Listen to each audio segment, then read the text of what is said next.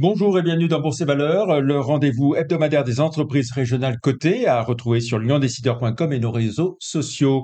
À retenir cette semaine, le succès de l'OPA Amical de Bridgepoint et General Atlantic sur Esker. À la suite de la réouverture de cette OPA sur une deuxième phase, Boreal Bitco détient désormais 92,93% du capital d'Esker et 92,68% des droits de vote. Le règlement livraison est programmé pour le 14 février, lequel sera suivi du retrait obligatoire de la cote visant les actions encore en bourse, toujours sur la base d'un cours de 262 euros. En bourse, justement, à quelques jours de ce retrait, Esker cotait mercredi soir 277,40 euros, en hausse de 6,3% par rapport au 1er janvier.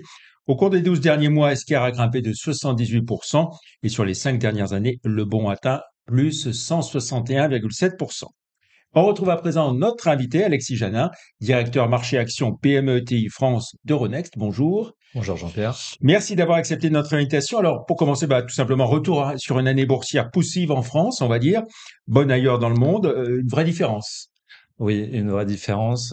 Comme vous l'avez sans doute constaté, la différence de performance déjà entre les US et l'Europe, avec une prime de risque qui s'est installée depuis déjà un petit moment, dû notamment dans un premier temps à la guerre qui est assez proche de nos frontières, et dans un deuxième temps des élections européennes qui sont pas forcément extrêmement bien déroulées dans les différentes nationalités. Et pour revenir sur le cas spécifiquement français, effectivement, une deuxième prime de risque qui s'est installée depuis la dissolution de mai et qui effectivement fait une contre-performance des indices de la place parisienne. Alors, année morose en France et pour les valeurs régionales, les mid and small cap, le bilan est encore pire, on va dire. Ouais, il y a toujours une dichotomie, effectivement, et c'est déjà ce qu'on avait pu voir l'année passée, entre les grandes valeurs, les moyennes et les plus petites, les investisseurs privilégiant tout de même les plus grandes valeurs, plus liquides, et souvent considérées comme moins risquées sur les cycles économiques adverses. Donc on est resté dans cette thématique, effectivement, en 2024, avec une performance du CAC autour de -2, une performance du CAC Mid and Small autour de -6, et les plus petites valeurs autour de -8%. Voilà. Ici à Lyon et dans la région, plusieurs retraits de belles valeurs de la bourse. Je pense à Visiati, Clasquin, Esker dont on vient de parler, sans parler de la fin d'AST Group. Oui, alors toujours un mix de sujets sur les délistings, comme on appelle ça. Une partie de sociétés effectivement toujours qui sont rachetées, une autre partie qui choisissent éventuellement volontairement de se retirer de la cote. Souvent, c'est un quart des valeurs. Et puis des sociétés soit qui ne sont plus en compliance avec les règles du marché. C'est environ 15% des sociétés qui sont radiées par Euronext, particulièrement cette année. Et puis ensuite une partie effectivement dans des cycles économiques plus complexes, voilà, qui Mm. connaissent des liquidations Mm. potentielles. Vous en avez cité une. Donc AST, voilà, oui. Mm. un mix de sujets voilà, qui fait qu'il y a effectivement des retraits de cotes cette Mm. année, Mm. plus Et pour les particulièrement. autres, hein, je pense à Visiative, Clasquin, Esker, la bourse les a quand même bien aidés à poursuivre leur route Ah, je différemment, hein. pense que pour les trois que vous avez cités, effectivement, c'est des très belles aventures boursières, hein. C'est des gens qui sont cotés depuis entre 10 et 25 ans, donc ça leur a permis de transformer des TPE ou des PME en ETI européennes, voire internationales.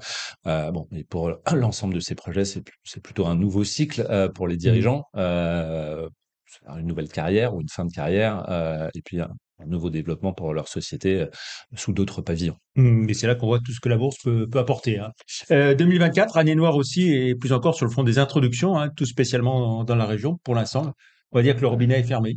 Tout à fait. On a eu 13 opérations de cotation cette année, avec de manière privilégiée plutôt des très grosses opérations ou des carve-out, hein, pour citer les très belles opérations de cette année. On a eu Planisware ou Exosens, par exemple, qui sont des sorties de grands fonds de private equity français, euh, des sociétés comme Pluxee, hein, un carve-out de Sodexo, et effectivement en fin d'année seulement, mais c'est déjà un signal très positif, le retour de petites et moyennes valeurs avec la cotation d'Odyssée Technologies qui s'est fait sur la place parisienne, et on espère que ça augure d'une année 2025, en tout cas on l'anticipe, où il y aura un rebond effectivement plus significatif du nombre d'opérations. Alors, transition toute trouvée, justement. Comment, compte tenu de tout ça, voyez-vous 2025 maintenant? On voit un prolongement des grandes tendances qu'on a pu déjà noter en 2024. J'en citerai deux. La première, c'est effectivement le fait que les fonds de private equity dans le monde et particulièrement en Europe sont en fin de millésime. Pour dire les choses, elles détiennent leur participation depuis bien trop longtemps et ont un rythme de sortie et donc de retour des fonds à leurs propres investisseurs qui sont trop lents. Donc on anticipe une accélération de ces sorties, notamment par la cotation.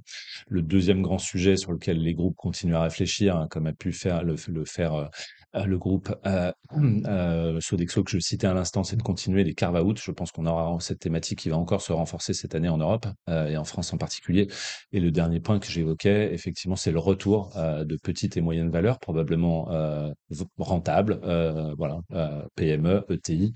Et on a déjà des signaux à ce niveau-là sur notre pipeline qui se renforce depuis quelques semaines, voire quelques mois. Alors, ce qu'on voit déjà, c'est qu'il y a eu un bon mois de janvier hein, pour la place parisienne Un mois de janvier française. positif, Mm. effectivement, sur le front des indices, en tout cas, à la fois sur les petites, les moyennes et les grandes valeurs, euh, en contraste avec l'année passée, effectivement, à la faveur notamment de baisse des taux qui continuent en Europe. Mm, mm. L'espoir de voir repartir les introductions, y compris pour des plus petites valeurs, donc, sur 2025. Oui, tout à fait. On a des signaux encourageants. Pour être très clair, on a des kick-offs qui ont eu lieu depuis le début de l'année, hein. On peut C'est-à-dire traduire par kick-off. des équipes de projets d'introduction en bourse. Comme vous le savez sans doute, c'est une introduction en bourse, ça se prépare un petit peu en avance, Mm. c'est-à-dire 6 à 9 mois avant une cotation, et ça devient public un petit mois avant le lancement de l'opération. Donc, on a eu déjà des lancements de cette phase de 6 mois Mm. qui nous ont été annoncés de manière confidentielle depuis le début de l'année. Voilà, c'est un nombre de choses dans le pipe, comme on dit. Exactement. Alors, maintenant, le bilan d'Euronext, on va dire, tout va bien, hein, objectif atteint avant même la fin de l'année concernant votre plan stratégique. Alors effectivement, on a bouclé avec un trimestre d'avance notre dernier plan stratégique et on a annoncé le 8 novembre le nouveau qui aura pour base une croissance principalement organique avec 5%, plus de 5% de croissance annuelle qui est annoncée sur la top line et la même chose sur la partie rentabilité sur les l'EBITDA du groupe. Donc, ces objectifs sont raisonnables, atteignables, puisque vous les atteignez toujours. Alors, la politique du groupe, effectivement, c'est celle qu'on conseille pour la plupart des entrepreneurs qui rentrent en bourse, c'est-à-dire promettre, mais être capable d'aller plus loin que D'aller ces au-delà. promesses, de les réaliser et d'aller plus loin si possible. Effectivement, cette croissance est principalement basée aujourd'hui sur notre vision de ce qui est possible en organique, et nous restons toujours à l'affût de potentielles croissances externes créatrices de valeur, comme nous avons pu le faire à de multiples reprises ces dernières années, soit en intégrant d'autres places financières On va rappeler où est européennes, Euronext, combien de places financières au total 7 aujourd'hui, hum, soit des nouveaux métiers, on s'est beaucoup diversifié, notamment dans le trading de l'électricité, ou dans celui des matières premières, ou dans celui même des emprunts souverains. Très bien, merci beaucoup Alexis Janin. Pour finir, on va jeter un œil à votre parcours en bourse, hein. Au moment où on enregistre cette émission, en prenant les chiffres de mercredi soir, Euronext cotait 113,50 € l'action, soit plus 4,8% par rapport au 1er janvier. Plus 41,4 en un an et plus 44,5% en 5 ans. Quelle politique de dividendes proposez-vous à vos actionnaires en règle générale, même Elle s'il est est trop tôt pour parler de... Elle est assez stable, c'est environ 50% de notre résultat annuel qui est versé sous forme de dividendes. C'est des choses qui peuvent changer en fonction de nos projets, mais a priori, c'est ce qui est annoncé. Très bien. Parfait. Plus d'informations hein, sur Euronext et sur toutes les valeurs régionales sur le site live.euronext.com.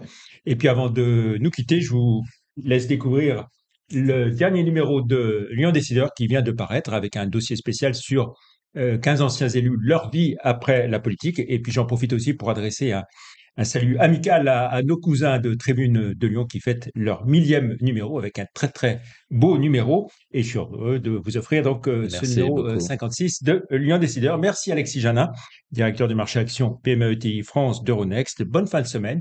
Et puis à vendredi prochain pour une autre émission Bourse et Valeurs. Merci, au revoir.